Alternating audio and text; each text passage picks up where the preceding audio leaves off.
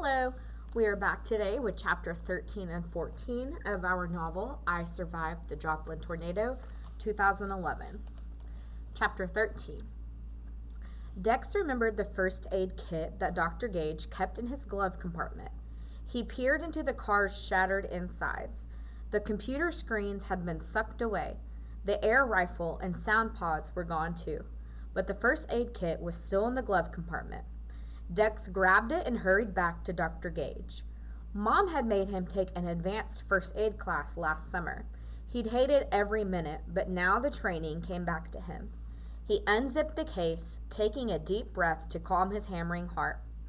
He followed the steps he'd been taught.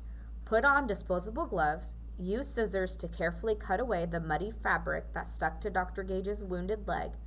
He didn't drop the scissors when he saw the gaping gash above Dr. Gage's knee. He didn't vomit at the sight of the blood or at the sickening gleam of white bone through the open wound. He thought of Jeremy, imagining that he was right behind him, calmly walking him through the steps. He ripped open a package of gauze and pressed down as hard as he could. Blood soaked through, so he took more gauze and pressed harder. He kept pressing to try to stop the bleeding. The minutes crawled by. Dex gripped Dr. Gage's hand tight. No, he wouldn't let Dr. Gage go. He would hold on to him for dear life the way Dr. Gage had held on to Dex when the tornado tried to suck him away. The bleeding slowed and then stopped. Dr. Gage's skin didn't look as gray. His breathing seemed a little steadier. Dex was putting on a fresh bandage and wrapping it in adhesive tape when he heard the sound of a truck and slamming doors and then voices. A man and woman came running toward him. Relief poured over Dex as he realized it was Jimmy and Sarah. "We found you!" Sarah shouted. And here's a small picture. You can see Jimmy and Sarah running towards them. Dr. Gage is laying on the ground, and Dex is over him. She and Jimmy started to cry when they saw Dr. Gage lying there, surrounded by bloody gauze. They kneeled down next to him, and Dr. Gage's eyes fluttered open, but then he drifted away again. Sarah turned to Dex. "Dex, you took care of him?" Dex nodded. He'd done all he could. "You did real good," Jimmy said. Dex barely managed a nod as he fought back his tears. Within minutes, they had found a door in the wreckage to use as a stretcher. Dex helped them carefully move Dr. Gage onto the door and then carry him to the pickup truck. "I'll ride in the back with Norm," Sarah said. "Dex, you get up front with Jimmy." Dex shook his head. "I'm not going with you," he said. He hated to leave Dr. Gage, but Jimmy and Sarah would take good care of him. "I need to find my mom and dad. I need to get home." The word home caught in his throat. "I don't live far from here," he said. His neighborhood was no more than half a mile away. "It's very bad out there, Dex," Jimmy said quietly. "This is the worst tornado I've ever seen. It's just miles and miles of destruction. Parts of Joplin are completely gone." "Come with us to the hospital," Sarah said. "We'll help you find your parents after we take care of Norm." Dex was tempted. He didn't want to be alone, but he couldn't wait, and Jimmy and Sarah had no time to argue. They hugged Dex as though they were all family. Dex watched them drive off, and now it was time for Dex to head into the ruins to discover what was left. Chapter 14. No matter where Dex looked, in every direction, as far as he could see, Joplin was in ruins. What was once his city, his peaceful, bustling city, had been shattered into millions of pieces. He made his way into his neighborhood, where just yesterday he had been riding his bike. The streets were filled with downed wires and splintered telephone poles. The trees that had shaded him on hot summer days were now naked sticks, their leaves and branches carpeting the ground. Cars and trucks were everywhere but parked in driveways. They were crushed in the middle of the street, flipped upside down, wrapped around poles, and then there were the houses.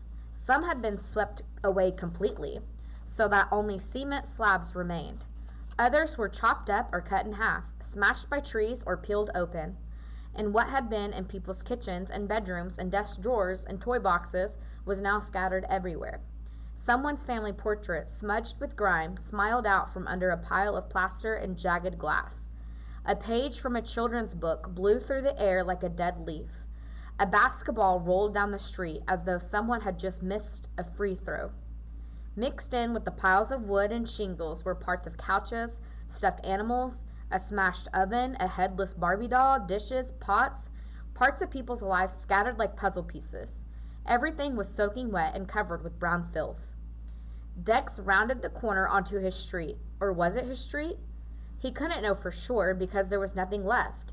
He didn't see a soul. He walked more quickly, gaping in horror at the wreckage of the Tuckers' house. He whispered a prayer of thanks as he remembered that the Tuckers had left yesterday. Their house was destroyed, but the Tuckers were safe in Arkansas. He walked faster and faster, and soon he was running until he reached the spot where his own house should have been. Mom's car was upside down. Dad's station wagon was nowhere to be seen. And the house where Dex had lived his whole life. The house where Dex had learned to walk and talk and tie his shoes and read and write, where he'd put his baby teeth under his pillow and waited for Santa to come down the chimney. The house where he rode around on Jeremy's shoulders, feeling like the luckiest boy on earth. The house that had made him.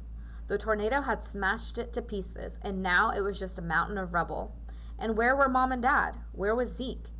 They would have taken shelter in the basement, and now they were trapped somewhere under the wreckage. Dex climbed up the pile of ruins and dropped to his knees. Mom! Dad! Zeke! He grabbed hunks of wood and plaster that used to be his house, and he started throwing them aside. There were bricks from the fireplace and huge shards of glass and broken plates and Dad's smashed laptop and old baseball bat. His whole body shook with sobs as he tore away at the wreckage, desperate to reach his family. He barely noticed that a huge nail was stabbing into his knee, that both of his hands were dripping with blood. Don't quit, don't quit, don't quit. And then something touched his neck, something warm and slobbery. Dex spun around.